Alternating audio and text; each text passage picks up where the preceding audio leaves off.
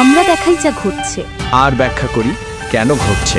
সংবাদে বাস্তবতা, বিশ্লেষণে গভীরতা। মাসান টিভি, সাংবাদিকতার নতুন দিগন্ত সূচনায় মাসান টিভি, একটি স্বাধীন ও নিরপেক্ষ গণমাধ্যম।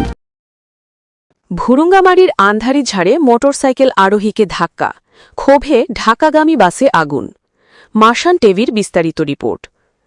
কুড়িগ্রামের ভুরুঙ্গামারী উপজেলার আন্ধারিঝাড় ইউনিয়নে সড়ক দুর্ঘটনায় এক বৃদ্ধ মোটরসাইকেল আরোহী গুরুতর আহত হওয়ার ঘটনায় ক্ষুব্ধ জনতা ঢাকাগামী একটি যাত্রীবাহী বাসে অগ্নিসংযোগ করেছে।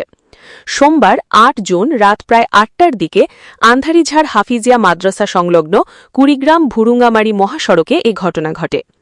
স্থানীয় সূত্রে জানা যায়, আন্ধারিঝাড় ইউনিয়নের সাবেক চেয়ারম্যান রাজু আহমেদ খোকনের পিতা আব্দুল হামিদ চৌধুরী ৭৫ বছর মোটরসাইকেল যোগে একটি সংযোগ সড়ক থেকে মহাসড়কে উঠছিলেন।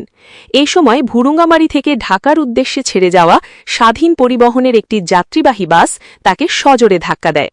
এতে তিনি সড়কে ছিটকে পড়ে গুরুতর আহত হন।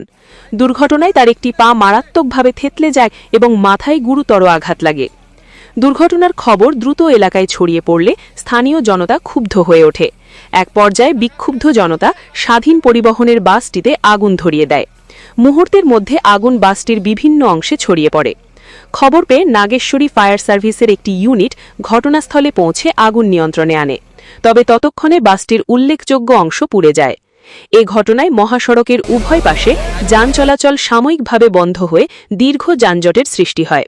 পরে পুলিশ ও প্রশাসনের হস্তক্ষেপে পরিস্থিতি নিয়ন্ত্রণে আসে এবং যান চলাচল স্বাভাবিক হয়। স্বাধীন পরিবহনের কাউন্টার ম্যানেজার শফি বলেন, যাত্রী নিয়ে ঢাকার উদ্দেশ্যে রওনা হওয়া বাসটি দুর্ঘটনার সঙ্গে জড়িয়ে পড়ে। পরে ক্ষুব্ধ জনতা বাসটিতে আগুন ধরিয়ে দেয়। ভুরুঙ্গামারী উপজেলা স্বাস্থ্য ও পরিবার কল্যাণ কর্মকর্তা ডা আবু সাজ্জাদ মোহাম্মদ সায়েম জানান, গুরুতর আহত আব্দুল হামিদ চৌধুরীকে জরুরি বিভাগে আনা হলে তার শারীরিক অবস্থার অবনতি হওয়ায় প্রাথমিক চিকিৎসা শেষে উন্নত চিকিৎসার জন্য রংপুর মেডিকেল কলেজ হাসপাতালে পাঠানো হয়।